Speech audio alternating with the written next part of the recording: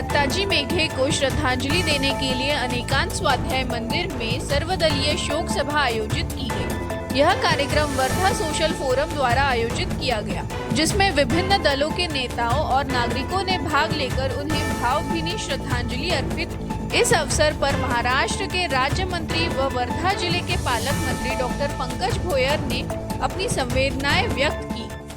कितीतरी व्यक्तिमत्व होते, परंतु आदरणीय दत्ताभाऊंच्या काम करण्याच्या शैलीमुळे आणि त्यांनी वैयक्तिक पद्धतीने हाताळल्यामुळे अशा अनेक व्यक्तिमत्व हे त्यांच्यासोबत कायमचे त्या ठिकाणी जुळून राहिले। या ठिकाणी वर्धा जिल्ह्यामध्ये काम करत असताना फक्त वर्धा जिल्हा मग वर्धेतलेच तालुके नाही, तर त्यांनी ज्या लोकसभा क्षेत्राचं प्रतिनिधित्व केलं होतं त्या अमरावती जिल्ह्यातल्या लोकांचं देखील तेव्हाच पद्धतीने काळजी घेणं, किंवा रामटेकवरूनही कोणी माणूस आला आणि एकंदरीतच त्यांच्या स्वभावामुळे संपूर्ण विदर्भामध्ये एक प्रचंड मोठी ताकद त्यांनी उभी केली। मला अजूनही तो दिवस आठवतो। 22 मार्चला ही दुर्दैवी घटना घडली आणि नेमका जेव्हा निरोप आला तेव्हा मी सन्माननीय मुख्यमंत्री महोदयांसोबतच एका कार्यक्रमात नागपूरला बसलेलो होतो। मी साहेबांच्या कानावर टाकलं, म्हटलं साहेब असा असा फोन आला। तर बोलला तू समोर जा, मी मागून येतो। आणि स्वतः मुख्यमंत्री त्यांच्या निवासस्थानी आल्यानंतर जवळजवळ 1.5 तास त्या ठिकाणी बसले आणि दुसऱ्या दिवशी जेव्हा वर्धेला आपल्या सर्वांच्या साक्षीनं जेव्हा आदरणीय दत्ताजींचा देह अग्नीच्या स्वाधीन झाला त्यावेळेस स्वतः मुख्यमंत्र्यांनी सांगितलं की आज श्रद्धांजलीचा कार्यक्रम आज घेण्यापेक्षा त्यांचं जे व्यक्तिमत्व होतं त्यांच्या व्यक्तिमत्वाला साजेसा असा श्रद्धांजलीचा एक मोठा कार्यक्रम नागपूरला झाला पाहिजे। कारण दत्ताभाऊ फक्त नागपूरचे किंवा वर्धेचे नव्हते, संपूर्ण विदर्भामध्ये अनेक मोठा चाहता वर्ग स्वर्गीय दत्ताभाऊंचा त्या ठिकाणी आहे। त्याच्यामुळे कुटुंबियांसोबत चर्चा करून आपण त्या ठिकाणी नागपूरला या श्रद्धांजलीच्या कार्यक्रमाचं आयोजन त्या ठिकाणी केलं।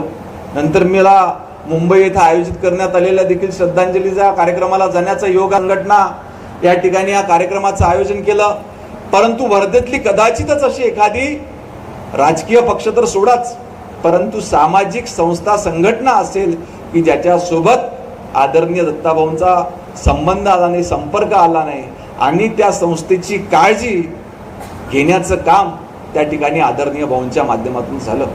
शैक्षणिक संस्था उभारल्या, आरोग्य संस्था उभारल्या, सहकारी संस्था उभारल्या, परंतु या संस्थेचा लाभ या समाजातल्या सर्वसामान्य लोकांना कसा करता येईल याचा देखील सातत्यानं प्रयत्न त्यांच्या माध्यमातून त्या ठिकाणी झाला।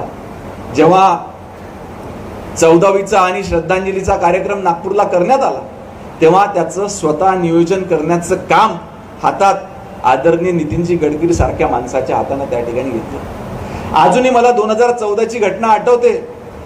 मुंबईला जेव्हा 1-1.5 महिन्यानंतर विधानसभेच्या तिकिटा फायनल होणार होते, मी त्यांच्या मुंबईच्या निवासस्थानी बसून होतो आणि साहेबांनी सुधीर मुनगंटीवारांना फोन लावला की सुधीर भाऊ मला तुमची भेट घ्यायला यायची आहे, मला तुमची वेळ पाहिजे।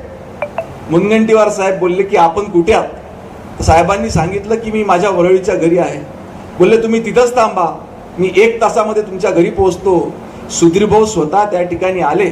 सांगायचं तात्पर्य एवढंच की राज्यातले देशातले मोठे मोठे नेते मंडळी असो, दत्ताभाऊंचा इतका मान होता की त्या ठिकाणी अनेक जण त्यांच्यासोबत स्नेहाचे संबंध त्या ठिकाणी जोपासायचे। आज अनेक लोकांनी आपल्या भावना व्यक्त केल्या आणि प्रत्येकाचे कुठल्या ना कुठल्या माध्यमातून त्यांच्यासोबत वैयक्तिक संबंध होते आणि आदरणीय साहेब ते संबंध त्या ठिकाणी जोपासायचे।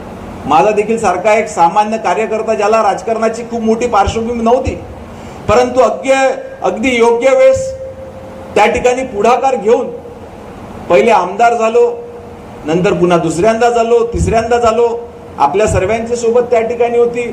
आता अग्निहोत्री साहेब खरं बोलले की आदरणीय साहेबांची शिकवण होती की त्या ठिकाणी सर्वांना घेऊन चालायचं आणि कोणाचाही त्या ठिकाणी तिरस्कार करायचा नाही। निश्चितपणे आता मी तर स्वतः ज्यांनी माझा विरोध केला त्यांचाही विरोध करत नाही। याचं कारणच असं होतं की आदरणीय साहेबांची शिकवणच त्या पद्धतीची होती आणि बोरले सर बरोबर बोलले की त्यांचा काळ कदाचित आपल्यापेक्षा किंवा आमच्यापेक्षा जास्त सोबत साहेबांसोबत जास्त गेला असेल, परंतु मी देखील स्वतः आदरणीय साहेबांना कधी कोणावरती चिडताना कधीच बघितलं नाही. अतिशय शांत पद्धतीनं एखाद्या कोणाच्या कृत्यावर साहेब नाराज जरी झाले असतील तर साहेब त्या ठिकाणी शांत बसायचे, परंतु प्रतिक्रिया मात्र क्रोधामध्ये त्यांनी आजपर्यंत कधी कुणावर त्या ठिकाणी दिलेली नव्हती. परंतु ईश्वराला साक्ष ठेवून त्या ठिकाणी ईश्वराचे देखील धन्यवाद मानले पाहिजे की आदरणीय साहेबांना शेवटचा कुठलाही त्रास न होता अतिशय चांगल्या अवस्थेत त्यांचा देह त्या ठिकाणी अग्नीच्या स्वाधीन झाला.